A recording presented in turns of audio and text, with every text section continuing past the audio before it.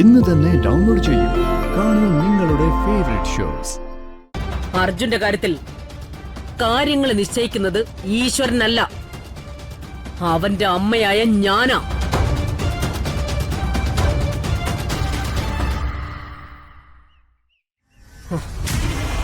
നിനക്ക് പറ്റിയ ഒരബദ്ധം.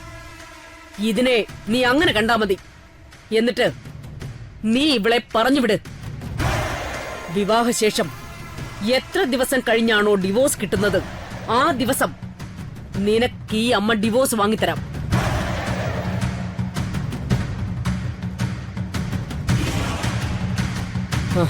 നീ എന്റെ കൂടെ വാ. പറ്റില്ലമ്മേ.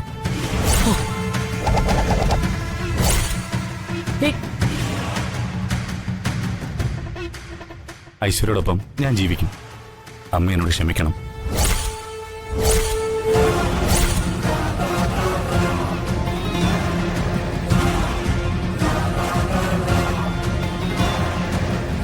അർജുൻ, ഞാൻ പറയുന്നത്.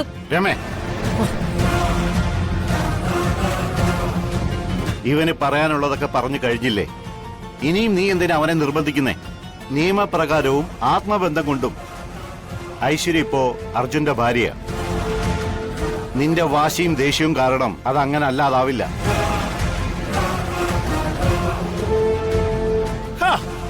അത് എന്തോന്ന് വർത്തമാനം അടിയാ? ഭദ്രൻ ഇതിൽ ഇടപെടണ്ട. അർജുന്റെ കാര്യം തീരുമാനിക്കാൻ അവന്റെ അച്ഛനും അമ്മയൊക്കെ ഇവിടെ ഉണ്ട്.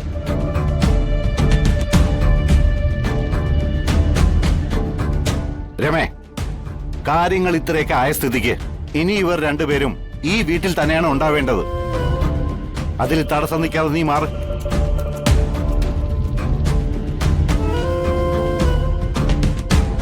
എന്തായാലും അവർ രണ്ടുപേരും ഒന്നിച്ച് ജീവിക്കാൻ തീരുമാനിച്ചതല്ലേ, അതങ്ങ് സമ്മതിച്ചു കൊടുത്തേക്ക്.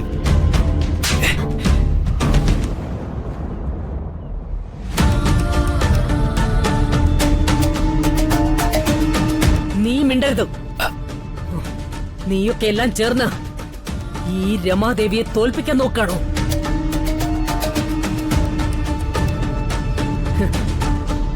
ഇവളെ ഈ വീടിനകത്ത് കയറ്റാൻ പറ്റില്ല എന്ന് ഞാൻ പറഞ്ഞിട്ടുണ്ടെങ്കിൽ അതിന് പറ്റില്ല എന്നൊരർത്ഥമേ ഉള്ളൂ.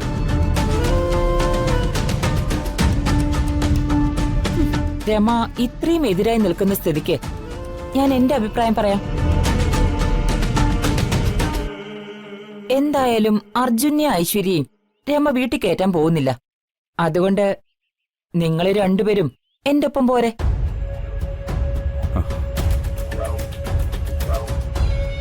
ഞാൻ വിചാരിച്ചാലും ഈ നാട്ടിലൊരു വാടക വീട് കിട്ടും. നിങ്ങൾക്ക് അവിടെ താമസിക്കാം. രണ്ടുപേരും വന്ന് കാറി കയറ്. കിട്ടിയ അവസരം നീയങ്ങ് മുതലെടുത്ത് കത്തിക്കയറിക്കോ.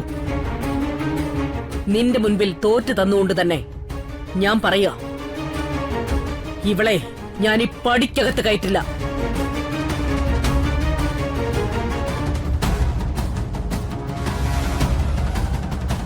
എന്റെ ആൺമക്കളിൽ മൂത്തവൻ നേരത്തെ അങ്ങ് ചത്തുപോയെന്ന് ഞാൻ കരുതിക്കൊള്ളാം.